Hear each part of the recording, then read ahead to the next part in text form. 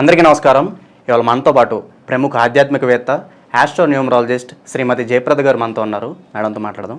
అమ్మ నమస్కారం. అమ్మ నమస్తే అమ్మ. శ్రీమాత్రే నమః. అమ్మ, ముందుగా అక్టోబర్ నెలలో మేషరాశి వారికి ఎలాంటి ఫలితాలు ఉండబోతున్నాయి కాస్త వివరించండి. తప్పకుండా. మేషరాశి ఫలితాలు అక్టోబర్లో అంటే ఒక్కొక్కరికి ఈ మాసంలో కొంత ఇబ్బందులు పెట్టి ఆనందం తెచ్చే అవకాశం ఎక్కువగా ఉంది. ఎందుకంటే ఖచ్చితంగా వీళ్ళకి ఇలాగే ఉంటుంది, కన్ఫర్మ్గా బాగుంటుందని చెప్పడానికి ఏంటంటే ఈ మాసంలో కొన్ని గ్రహాల మార్పులు, తర్వాత గురువు అనే గ్రహం పెద్ద గ్రహం, అసలు అన్నిటికంటే మీద జూపిటర్, ఆయన వక్రిస్తున్నాడు. సో ఈయన వక్రించడం వల్ల ఏమవుతుందంటే కొన్ని విధాలుగా కొంతమందికి లాభాలు రావచ్చు, కొంతమందికి నష్టాలు రావచ్చు. అయితే ఇప్పుడు మనం చూసుకునే మేషరాశి ఫలితాలు మేషరాశి వాళ్ళకి ఈ మాసంలో కొంచెం అనుకూలంగానే ఉంది.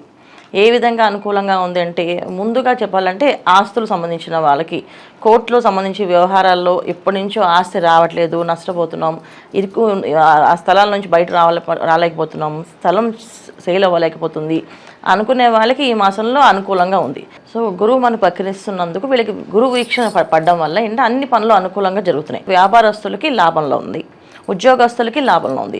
ఉద్యోగాలు రావట్లేదు, ఉద్యోగం సెటిల్ అవ్వట్లేదు, ఇంటర్వ్యూస్కి వెళ్తున్నాము అని రావట్లేదు, సెలెక్ట్ అవ్వట్లేదు అనుకునే వాళ్ళు ఎవరైతే ఉన్నారో ఇక్కడ కానీ యూఎస్ కంట్రీలో కానీ ఎక్కడున్నా సరే కంట్రీస్లో ఉన్న వాళ్ళందరికీ కూడా ఏంటంటే మేషరాశి వాళ్ళకి ఈ మాసం అనుకూలంగా ఉంది. ప్రయత్నం చేయాలి. కానీ ఏంటంటే బద్దకించి వదిలేసే స్థలంలో రాహు ఉండడం ఏంటంటే చాలా జనరల్గా మేషరాశి వాళ్ళకి అన్ని పనులు అవుతాయని ఒక కాన్ఫిడెన్స్ ఎక్కువగా ఉండడం వల్ల ప్రతి విషయాన్ని కొంచెం మాకు తెలుసు అనే ఒక భావంతో ప్రతిరోజు వాళ్ళు అనుకున్నది ఏంటంటే మేము ఇవన్నీ ప్లానింగ్స్ మాకు కరెక్ట్గా ఉంది కానీ రావట్లేదు. అలా కాకుండా ఈ మాసం అంతా కొంచెం వీళ్ళు నామస్మరణ, ఏదో ఒక నామాన్ని పట్టుకొని జపం చేస్తూ పనులు చేస్తే అనుకూలంగా మారుతాయి. లేకపోతే ఏంటంటే వీళ్ళు అనుకున్న ప్లానింగ్ ప్రకారం మేము ఏదైతే ప్లాన్ చేస్తున్నామో అదే జరుగుతుంది, అదే వస్తుంది. ఇంటర్వ్యూకి వెళ్ళాం, అది సెలెక్ట్ అవ్వలేదు, వీళ్ళే డెసిషన్ తీసుకొని వచ్చేస్తారు బయటికి, వాళ్ళు చెప్పకుండానే. అలాంటి విషయాల్లో ఓవర్ కాన్ఫిడెన్స్ అనేది ఈ మాసం పెట్టుకోకుండా కాన్ఫిడెన్స్గా నాకు చేయగలను, నా వల్ల అవుతుంది అనుకునే విషయంలో ముందుకు వెళ్ళాలి. ఇది ఉద్యోగస్తులకి, వ్యాపారస్తులకి, ఈ మేషరాశి వాళ్ళకి ఈ మాసంలో అనుకూలంగా ఉంది. తర్వాత వివాహాలు ఏవైతే ఏర్పాటు అవుతున్నాయో, వివాహాలు జరుగుదాం అనుకుంటున్నారో కాస్త ఇబ్బందులు ఉన్నాయి ఈ మాసంలో. సో వివాహం చూసుకోవడం కానీ, వివాహం అనుకోవడం కానీ ఏంటంటే ప్రతి విషయంలో వీళ్ళకి కొంచెం ఇబ్బందులు పెట్టే అవకాశం ఎక్కువగా ఉంది. వివాహం అయ్యే వాళ్ళతోటి కొంచెం వాళ్ళు వీళ్ళని అర్థం చేసుకునే విషయంలో ఒక విధంగా వీళ్ళు మోసపోవచ్చు. ఎందుకంటే 12th హౌస్ ఎప్పుడైతే రాహు ఉన్నాడో ఖచ్చితంగా ఏంటంటే వ్యయస్థానం ఖర్చులు, ఈ ఖర్చులు అనేది ఎలా వస్తుంది అంటే వివాహంలో మంచి వాళ్ళు అనుకుని పెళ్లి చేసుకున్నాక వాళ్ళు మంచి వాళ్ళు కాదని తెలిసి వెళ్ళిపోవడం అనేది ఇది కూడా ఖర్చు కింద వస్తుంది. తర్వాత వివాహం చేసుకునే అమ్మాయి కానీ అబ్బాయి కానీ కొంచెం అంటే వీళ్ళకి క్లారిటీగా తెలుసుకోకపోతే మాకు దొరకలేదు సంబంధం, దొరికిన సంబంధాన్ని ఎందుకు వదులుకోవడం అనుకుంటే మాత్రం ఈ మాసంలో కొంచెం ఇబ్బందులు ఉన్నాయి వివాహ విషయాల్లో. సో వివాహాలు చేసుకునే వాళ్ళు కానీ, వివాహం ఆల్రెడీ పెళ్లి చూపులు నడుస్తున్న వాళ్ళకి కానీ కొంచెం జాగ్రత్తగా ఆచితూచి అడుగులు వేయడం అనేది చాలా ఇంపార్టెంట్ ఈ మాసంలో. ఇంకెవరు జాగ్రత్తగా ఉండాలి ఈ మాసంలో అంటే సినీ రంగంలో ఉన్న వాళ్ళు జాగ్రత్తగా ఉండాలి. సినీ రంగంలో కానీ, మీడియాలో పనిచేసే వాళ్ళు కానీ చాలా జాగ్రత్తగా ఉండాలి. ఎందుకు అంటే వీళ్ళకి కొంచెం ఇబ్బందులు పెట్టే అవకాశం ఎక్కువగా ఉంది ఈ మాసంలో. ఎందుకు ఇబ్బందులు పెడతారు అంటే గురువు వక్రించి చూడడం ఒకటి, తర్వాత కుజుడు, తర్వాత రవి, శుక్రుడు. సో ఈ కాంబినేషన్స్ ఏవైతే శుక్రుడు ఎప్పుడైతే ఈ మాసం మధ్యలో 15వ తారీఖు నుంచి శుక్రుడు వృశ్చిక రాశిలో వెళ్తున్నారో అప్పటి నుంచి వీళ్ళకి కొంచెం సినీ రంగంలో వాళ్ళకి కొంచెం ఇబ్బందులు ఉన్నాయి. ఎలాంటి ఇబ్బందులు ఉన్నాయంటే ఏం చేయకపోయినా అదేదో వాళ్ళ మీద ఒక నేమ్ పడి వాళ్ళు ఇబ్బంది పడి ఒక పెద్ద న్యూస్ అవడం తప్ప ఇందులో వాళ్ళు తప్పే ఉండదు. కానీ అందుకని మా రెగ్యులర్గా వెళ్ళే పనుల్లో కానీ, రెగ్యులర్గా కలిసే విషయాల్లో కానీ, రెగ్యులర్గా కలిసే పార్టీలు కానీ అవన్నీ కూడా నార్మల్గా ఒకసారి ఆచితూచి అడుగు వేసి వెళ్ళడం అనేది ఇంపార్టెంట్. ఓన్లీ మీడియా రంగంలో ఉన్న వాళ్ళు మాత్రం. మిగతా చిన్న చిన్న వ్యాపారస్తులకి లాభాలు ఉన్నాయి. ఎప్పటి నుంచో డబ్బులు నీళ్ళలో ఖర్చు అవుతున్నాయి, కష్టపడుతున్నాం అనుకునే వాళ్ళకు కూడా అనుకూలంగా మారుతుంది ఈ మాసం వీళ్ళకి. తర్వాత ఇంకెవరికి బాగుంది అని అంటే ఇంట్లో ఉండే గృహిణులు, వాళ్ళకి కొంచెం అనుకూలంగా ఉంది. ఎప్పటి నుంచో గోల్డ్ కొందామనో, లేకపోతే ఇల్లు కొందామనో, లేదా స్థలం ఏదైనా మంచి స్థలం తీసుకుందాం అనుకున్న వాళ్ళకి అనుకూలంగా ఉంది. స్త్రీలకు చాలా అనుకూలంగా ఉంది. వాళ్ళు అనుకున్నట్టు సాధించగలుగుతారు. ఎందుకంటే ఇక్కడ కుటుంబ స్థానం ఏదైతే ఉందో, ద్వితీయ స్థానం, దాంట్లో గురువు వక్రించి ఏదైతే ఈ మేషరాశిని చూస్తున్నాడో, సో లేడీస్ కాన్ఫిడెన్స్ అనేది ఖచ్చితంగా పెరిగి వాళ్ళు తీసుకోగలుగుతారు ఇన్వెస్ట్ చేయడంలో. సో చాలామంది వ్యాపారాలు చేయాలనుకున్న వాళ్ళకు అనుకూలంగా ఉంది ఈ మాసంలో. సో మేషరాశి వాళ్ళకి మ్యాక్సిమం 90% అందరికీ అనుకూలంగానే ఉంది. ఎవరెవరికి బాగాలేదు కొంచెం అంటే జన్మజాతకంలో ఏవైతే రాశి లక్షణాలు ఉన్నాయంటే వాళ్ళ జన్మజాతకంలో ఏవైతే దశలు నడుస్తున్నాయో ఒకవేళ వాళ్ళ దశలో కనుక నెగిటివ్ ఎనర్జీస్ అంటే వాళ్ళకి రాహు దశ కానీ శని అంతర్దశలు కానీ రాహుల అంతర్దశ చంద్ర అంతర్దశ కానీ నడుస్తున్నప్పుడు ఆరోగ్య సమస్యలు ఉన్నాయి. సో ఆరోగ్య సమస్యలు కానీ ఎందుకు వస్తున్నాయి అంటే రీజన్ దీనికి 6వ స్థానంలో కేతువు, 6వ స్థానంలో కేతువు ప్లస్ బుధుడు రవి ఈ ముగ్గురు కలిసి ఉండడం వల్ల ఒక విధంగా ఏంటంటే మైండ్ని ఒక డిఫరెంట్ వేస్లో ఆలోచించే విధానానికి తీసుకొస్తుంది. ఎందుకు అంటే ఎప్పుడైతే 6వ స్థానం కన్యా రాశికి అధిపతి అయిన బుధుడు ఉన్నప్పటికీ కూడా వీళ్ళకి అది 6వ స్థానం అనేది రోగస్థానం.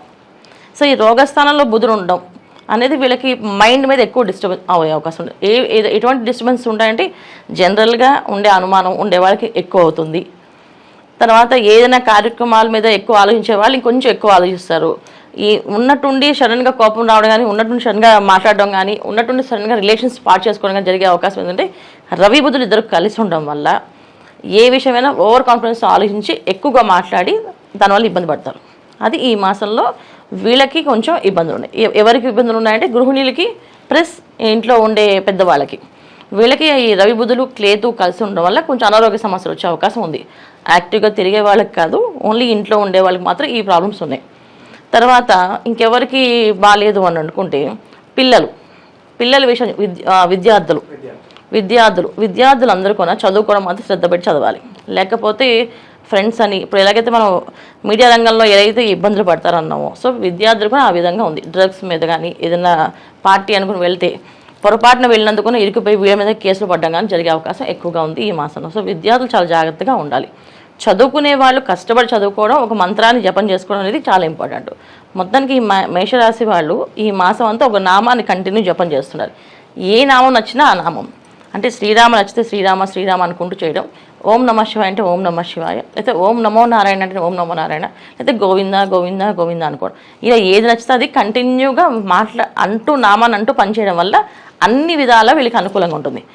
లేకపోతే చాలా ఇబ్బందులు పడే అవకాశం ఎక్కువగా ఉంది. ఎందుకంటే ఇది గోచార ఫలితాలు ఎప్పుడు కొన్నా ఏంటంటే మన జన్మ జాతకంలో తీసుకుంటే ఈ గోచార ఫలితాలు అనేది 10% పనిచేస్తాయి. సో జన్మ జాతకం 90% పనిచేస్తుంది. జన్మ జాతకం లేని వాళ్ళకి అంటే date of birth time of birth తెలియని వాళ్ళకి వాళ్ళ పేరుతో పిలుస్తుంటారు. ఎప్పుడైతే మనం ఆ పేరుని ఒక 30 ఏళ్ళు 40 ఏళ్ళు వాడతామో ఈ 30-40 ఏళ్ళ తర్వాత వచ్చే ఆ నేమ్ ఏదైతే ఉందో ఆ నేమ్ వచ్చి ఒక రాశి, ఆ లక్షణాలు వీళ్ళకి ఏర్పడతాయి. సో ఆ రాశి లక్షణాలన్నీ వస్తాయి కనుక వాళ్ళది ఒకవేళ మేషరాశి అయితే మేషరాశి వాళ్ళు జాగ్రత్తగా ఉండాలి. సో ఈ గోచార ఫలితాలు వాళ్ళు 40% తీసుకోవాలి. అదే జన్మజాతకం ఉంది మాకు date of birth time of birth ఉంది అంటే దీన్ని 10% తీసుకోవాలి. సో 10% అనేది చాలా ఎనర్జీస్ పనిచేస్తాయి. ఎందుకంటే చిన్నదైనా అది మామూలుగా మన పెద్దవాళ్ళు చెప్తుంటారు, పాము చిన్నదైనా సరే పెద్ద కర్తని కొట్టాలని చెప్పేసి. ఎందుకంటే పాము అంటే విషము. సో ఆ పాము అనేది వచ్చినప్పుడు అంటే మన జాతకంలో జన్మ జాతకంలో కానీ గోచరంలో కానీ నెగిటివ్స్ అనేది ఉన్నాయి, మన జాతకంలో గ్రహాలు బాలేవు అని ఉన్నప్పుడు ఖచ్చితంగా అవి గట్టిగా దెబ్బ తగులుతాయి. సో దానికోసం మనకి గోచర ఫలితాలు చూడడం జరుగుతుంది. సో మనకి జాతకంలో ప్రకారంగా వీళ్ళకి 12వ స్థానంలో రాహు, తర్వాత ద్వితీయ స్థానంలో గురువు, తర్వాత 6వ స్థానంలో కేతువు ప్లస్ బుధుడు రవి వీళ్ళందరూ ఉండడం. తర్వాత బుధ రవిలు ఇద్దరు కొన 16 తర్వాత మారుతారు.